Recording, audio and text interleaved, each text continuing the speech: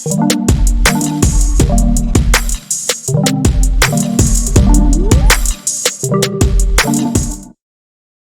like a man finding treasure in a field. The kingdom of God is like a mustard seed. The kingdom of God it's like a net cast into the sea. The kingdom of heaven is like a man going on a journey and leaving his servants in charge. The kingdom of heaven's like bridesmaids waiting for the groom. The kingdom of heaven's like a king giving a wedding banquet for his son. The kingdom of heaven is like a landlord going to hire workers for his vineyard. The kingdom of heaven is like yeast. That was a short and simple one. The kingdom of heaven is like a pearl merchant who finds an amazing pearl. I forgot. I know that shocks everybody that I forgot something. Here, take one of those. Take one and pass it on if you didn't get one already. Take one of those and pass it on. These are all the Bible verses and stuff, just so you don't have to like. So they're all there for you, and you're going to want them in a minute anyways. So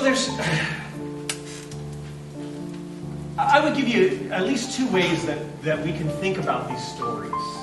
Two ways to think about the function of stories in our life. Because they tap into parts of our brain, parts of our thinking that can be harder to get to. One way stories can help in our lives is they can be diagnostic. They can help us reflect on our lives and see maybe points at which we might need to change, points at which we might need to reconsider the way we're thinking about things or the way we're treating people. And sometimes I don't want to speak for anyone else, but sometimes when I get confronted with something directly, I get a little defensive. And stories work around that. You remember probably the time when David had his affair with Bathsheba and then had her husband killed to cover up the affair. David was a king. And then Nathan was a prophet, and Nathan came to David, and he could have said, Nathan, the Lord sees everything. The Lord sees what you did, and you are in trouble. But that wouldn't have been as powerful. That wouldn't have been as convicting to David's heart, because David would have had some defensiveness rise up. He would have been like, I am king, and stuff like this. No, Nathan told David a story. He said,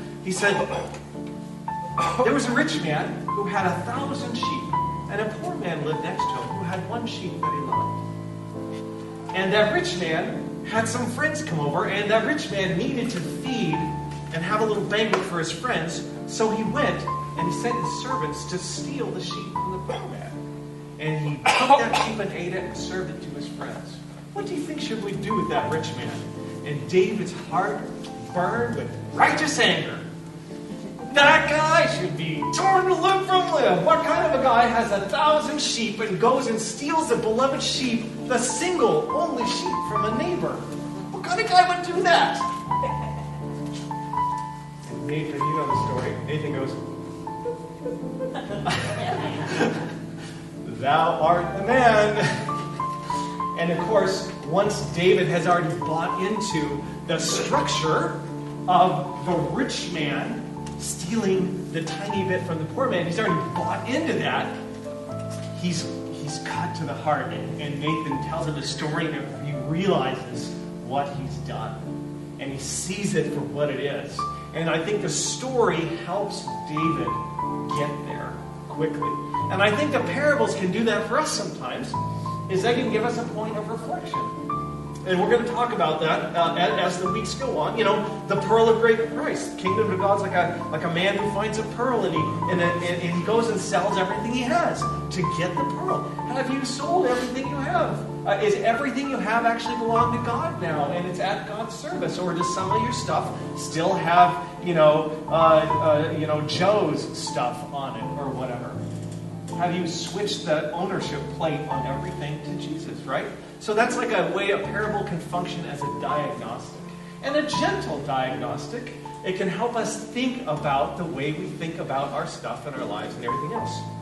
The other way that parables can function for us, and I think this is great, and it's going to be this is going to be part of the greatness of spending time with these kingdom of God things for a little while, is that not only can they be diagnostic, but they can also provide dreams for us.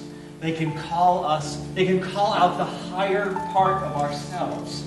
So many fairy tales revolve around things like bravery and courage and sacrifice and rigorous honesty and all these kind of high virtues, right? And we hear stories of knights.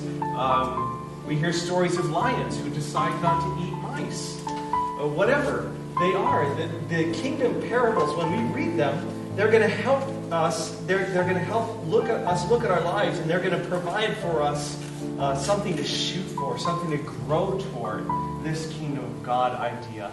And of course, there's the diagnostic of what we need to change and the dream of what we want to grow toward are two sides of the same coin, right?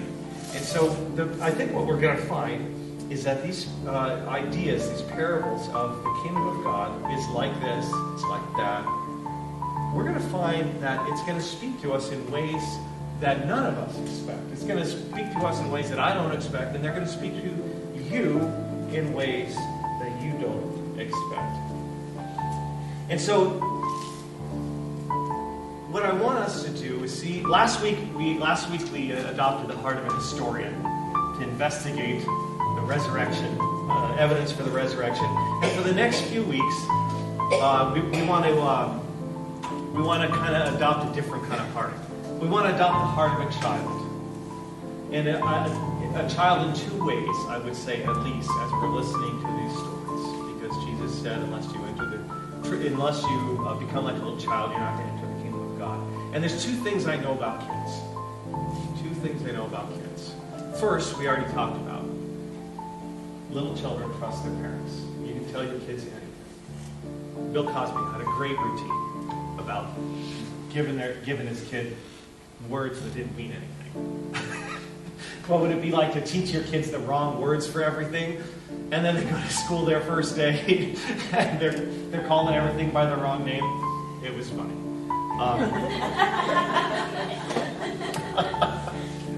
But that's the first thing I know. We already talked about little kids trust their parents, and so that's the first half of this. And the second half of this is little kids want to know why. They want to ask questions. They know they don't understand, and so they want to dig. They want to question. They want you to help them understand more.